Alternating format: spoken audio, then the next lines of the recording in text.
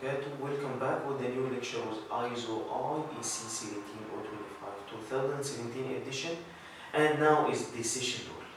Decision rule is a very important subject to all laboratories because it's a new point added to this edition where every lab has to take decision before giving the result to the customer, taking into account measurement uncertainty. Many guidelines has discussed this subject to assist laboratories in the use of decision rule when declaring statement of conformity to a specification or standard as required by ISO IEC 17025 2017 edition. Decision rule based on ILAC G8 2019, this guideline on decision rule and statement of conformity.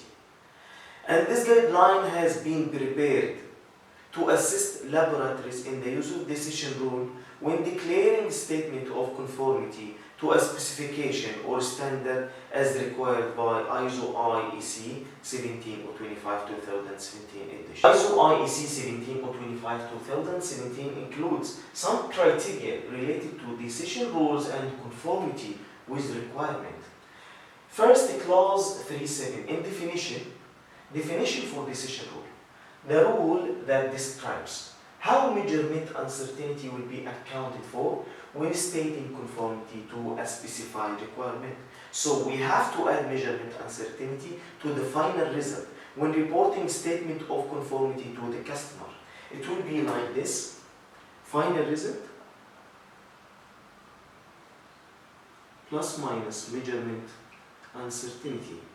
And the decision rule will be based on this value.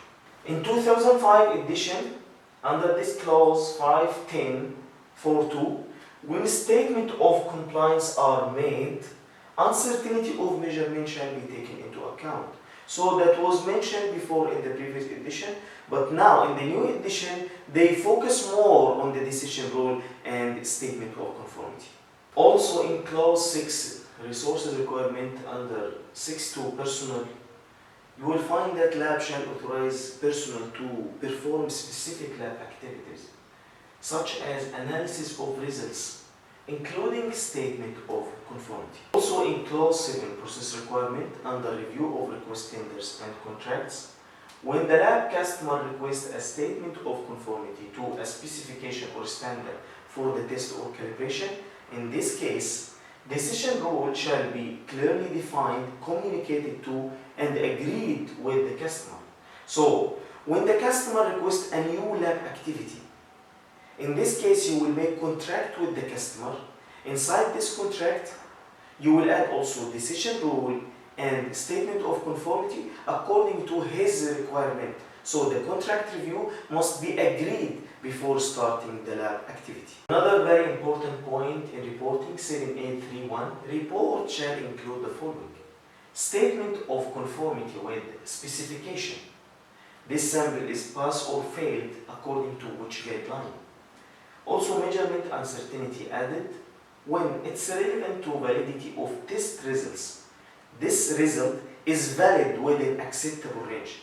You will accept or reject this sample, but within acceptable range when it's relevant to validity of test results.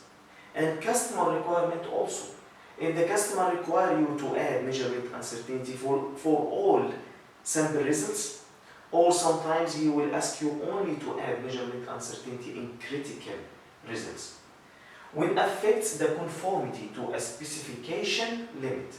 In case of critical results that will be higher than the maximum residual limit, in this case you can add measurement uncertainty, and that will affect the conformity to that specification limit. As example, if your maximum residual limit or specification limit equal to 20 ppb, and you got a result 20.05. In this case, if you add measurement uncertainty, maybe you may accept the sample in this case. Another important requirement 7841, calibration certificate shall include the following: A, measurement uncertainty of measurement result presented in the same unit as that of the measurement or an item relative to the measurement example percent. And note under that, to clarify this point, according to ISO IEC guide 99, a measurement result is generally expressed as a single measured quantity value, including unit of measurement and measurement uncertainty. So, in the report, we have to add measurement result, the result, final result,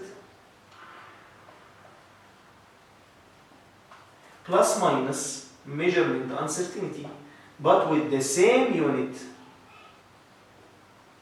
as the measurement result. If you use here BBP as example, measurement uncertainty should be used in BBP. And so, where relevant, a statement of conformity with requirements or specification. So, if the statement of conformity is relevant to the customer or your laboratory, in this case, you shall include the statement of conformity in your report or test or calibration certificate. You will write that this sample is pass or fail, and according to which specification or limits you shall include in your report the maximum residual limit or specification limit, maximum residual limit or specification limit, and that will be from guideline. If you use European guideline, in this case you will provide the maximum residual limit or specification limit that's provided in this guideline with your statement of conformity. And focus in this point, reporting statement of conformity. When a statement of conformity to a specification or standard is provided, the lab shall document the decision rule employed. The type of decision rule employed to report the statement of conformity of these samples shall be documented. So from this point we will understand that there are many types of decision rule, and these types of decision rule will be discussed in this lecture, inshallah. Taking into account the level of risk, such as false accept and false reject and statistical assumption. So the level of risk shall be taken into account, also according to the customer requirement. As example, if you determine the expanded uncertainty at confidence level 95%, the level of risk in this case will not be greater than 5%. So the risk of acceptance and rejection of samples will not be greater than 5%, and that means the risk of accepted items to be outside the limit, outside the maximum residual limit, will be less than 5%, and the risk of rejected items to be inside the limit will be less than 5%. So the level of risk shall be taken into account when reporting the results to the customer. In 7862, the lab shall report on the statement of conformity A, to which results the statement of conformity applied. In reporting of your results, you shall make sure for which results your conformity statements apply to. But this is not a problem for laboratories, because statement of conformity, which is pass or fail as example, usually reported with each result. Also, the lab shall report on the statement of conformity B, which specification standards are met or not met. The lab shall make sure to provide information on the specifications standards are used when reporting the results. But this is again not a problem, because most laboratories use to report specification or limits with their measurement results. So up to here, you have to add the final result in the report, the final result, plus minus measurement uncertainty. Measurement uncertainty should be with the same unit as your results. If you use BBB, you will use BBB here. Then you will add your statement of conformity, pass or fail. You will add also the maximum residual limit or specification limit from which standard used, whatever your maximum residual limit. Then up to here, your report shall be like this. Finally, the decision rule shall be applied in the test or calibration certificate unless it's inherent in the requested specification or standard. So you shall make sure that your decision rules provided in the test or calibration certificate unless it's inherent in the requested specification or standard. From ILAC G8 2019, they said if your application already has a measurement decision rules governed by a published standard guidance document, such as these ISO 14253 or ISO 8655, 8605, in these cases, standard test methods are prescribed already, and often compliance limits already have a guard band, and we will know after that what does it mean guard band, built into the limit, so any further guard banding to limit risk is not necessary.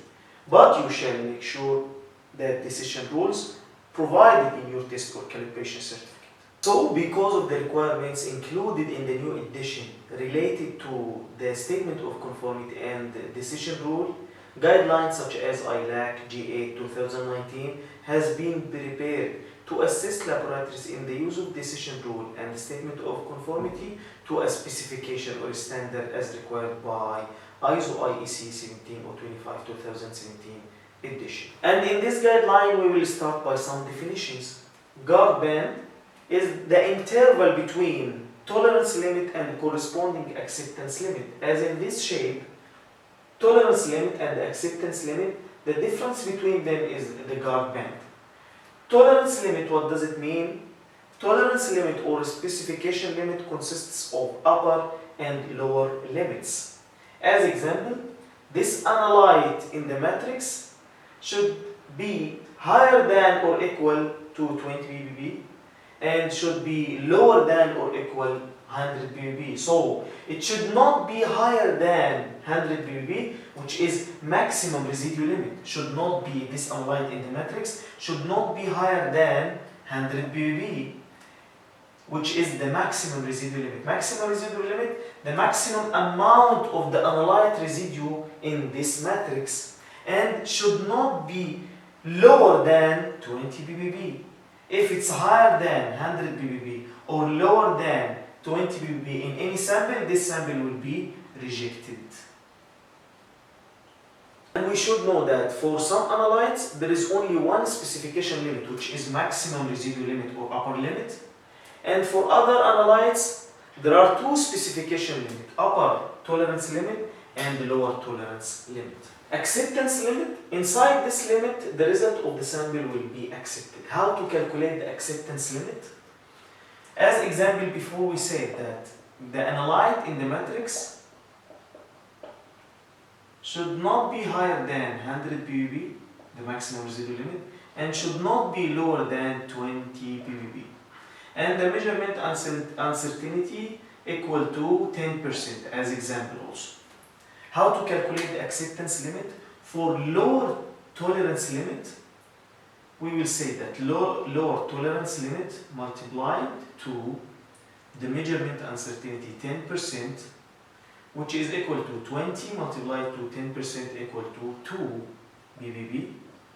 So the acceptance limit, lower acceptance limit in this case will be equal to 20 ppb tolerance limit minus 2 ppb after multiplication to the measurement uncertainty, so equal to 18 ppb. This will be lower acceptance limit. For maximum residual limit or upper tolerance limit, we will say that upper tolerance limit multiplied to 10%, which is measurement uncertainty, 100 ppb, it will be 10 ppb.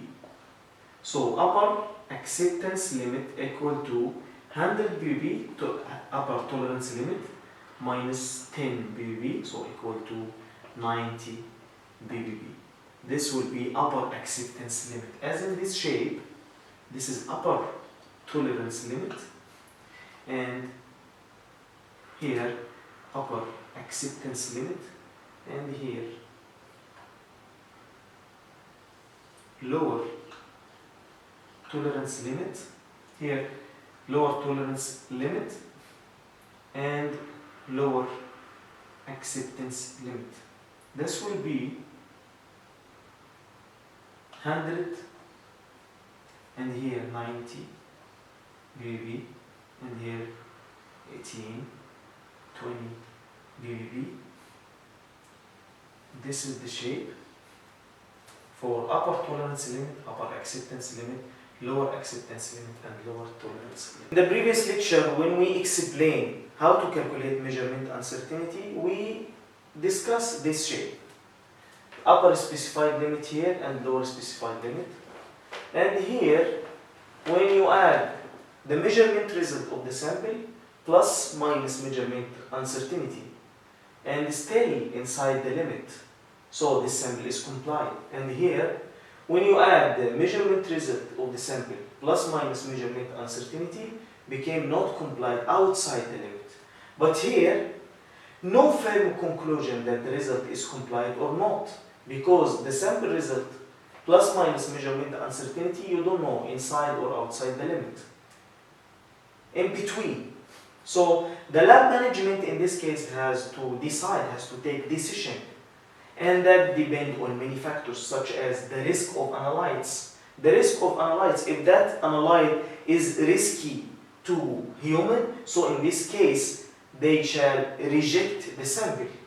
Political issues, if this country need to receive many samples, in this case they will accept, also according to the customer satisfaction. By this way, there may be a risk due to decision rule for these samples which is close to the limit. So ILAC prepared this document to apply decision rule and determine the level of risk. In ILAC, decision rules divided into binary decision and non-binary decision. Binary decision without guard band, so tolerance limit will be equal to acceptance limit, and with guard band. And here non-binary decision only with guard band. Binary decision without guard band. In this case, without guard band, so W, which is guard band, equal to 0, and tolerance limit will be equal to acceptance limit. This named simple acceptance rule. In simple acceptance rule, the guard band will be equal to 0 and tolerance limit will be equal to acceptance limit, and the level of risk in this case is equal to 50%, and that means the risk of accepted items to be outside the tolerance limit will be up to 50%, and the risk of rejected items to be inside the tolerance limit will be up to 50%, and this is very high risk.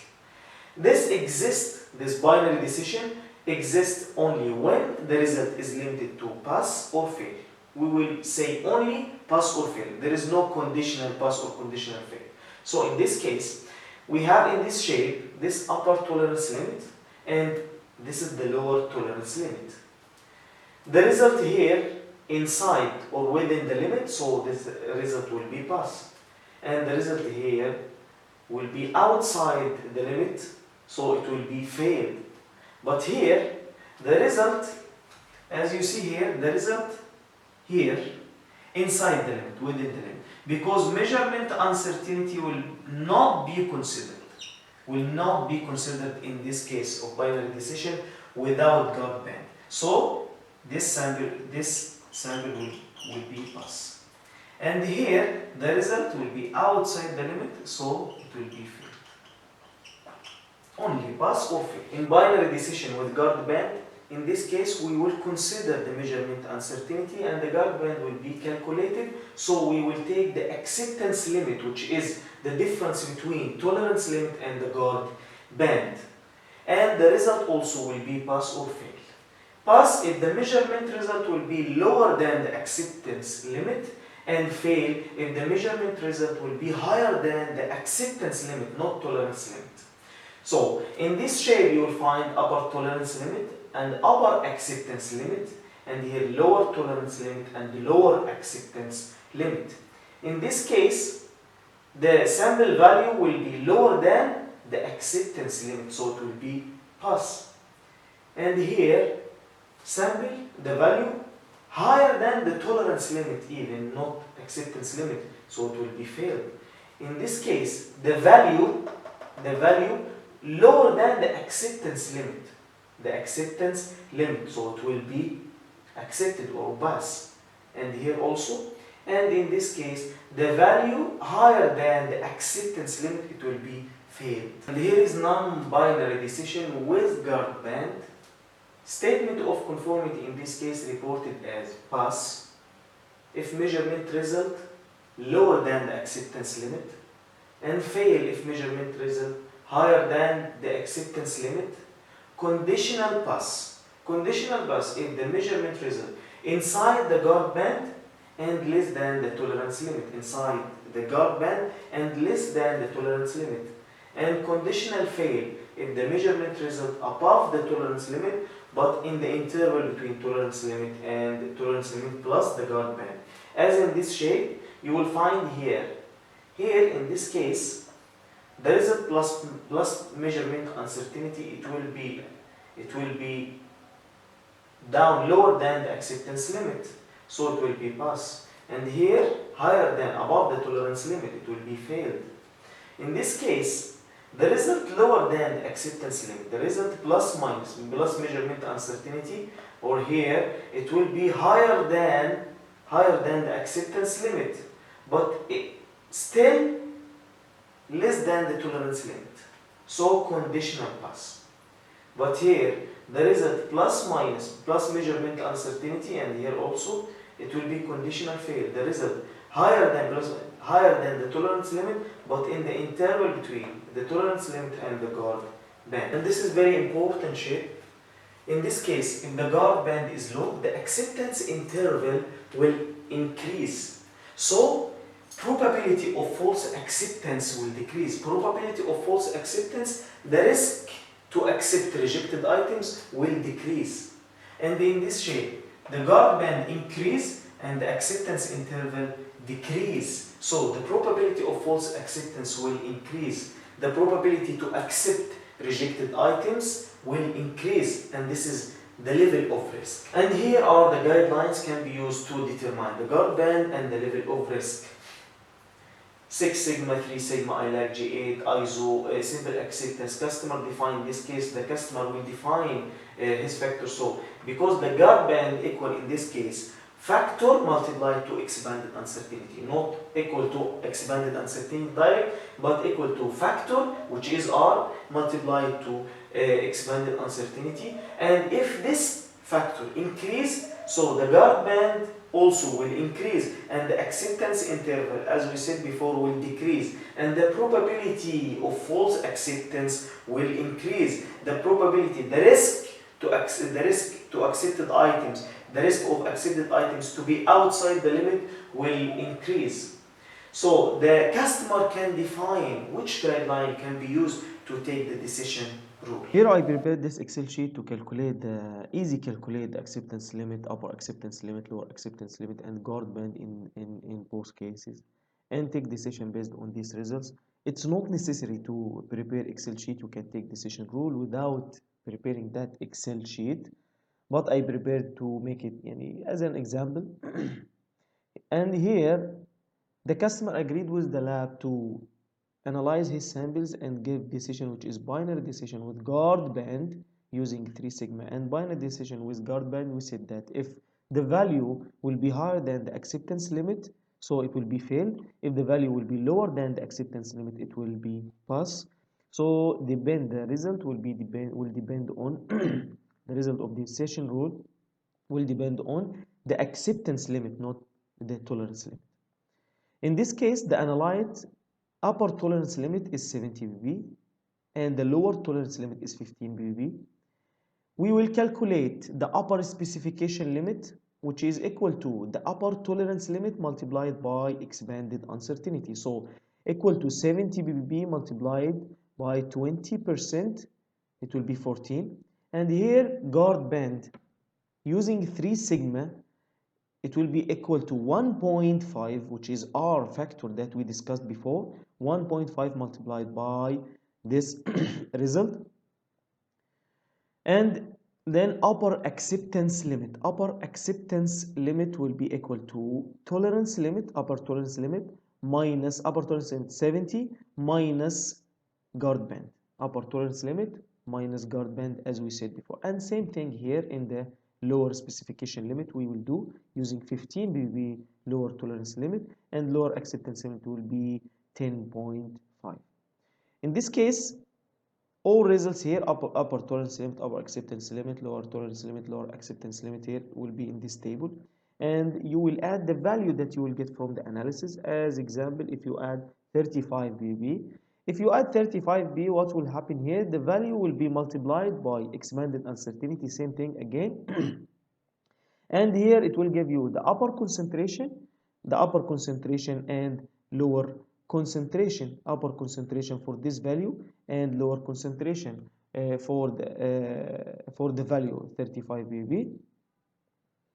Here value plus the value multiplied plus that value multiplied by the expanded uncertainty, and here lower concentration value that you will get minus this value multiplied by the expanded uncertainty. So you will have upper concentration and lower concentration, and you can check here in the chart. This is upper tolerance limit and upper acceptance limit. Here only the problem we cannot get in this chart, because the lower acceptance limit should be here, lower tolerance limit should be at the end, but we cannot get here in this chart. But yeah, take it as an example. Here you add 35 bb. 35 bb, the value will be lower than the acceptance limit. The value plus this result, which is the upper concentration for this value, the upper concentration for this value also will be lower than the acceptance limit, and the lower will be lower than the acceptance limit. So this value is pass. But if you add 55 bb as example, so 55 bb is higher than the upper acceptance limit, which is 49 bb. So it will be failed, because the result itself, the value itself, higher than the upper acceptance limit. And in case of lower acceptance limit, you can add as an example 30 bb. 30 bb is higher than that lower acceptance limit. 30 bb, the value higher than the lower acceptance limit, so it will be failed. And if you add 10 bb as example, 10 bb is lower than the lower acceptance limit, so it will be pass. And you can take this example for other type of decisions also. You can calculate according to binary decision without guard band if the customer requests, and you can calculate using non-binary decision with guard band, and you can get if the result is pass, fail, or conditional pass or conditional fail using this equation. That was the end of our lecture for today for decision rule. This is a very important subject, so you have to consider, you have to study more about decision rule according to the guidelines. And if you have any comment about this lecture, you can please just share it with me. I want to learn from you. And also don't forget to share these informations with your friends. Don't keep it with yourself. And subscribe my channel, and see you in the next lecture inshallah. Assalamu alaikum wa rahmatullah.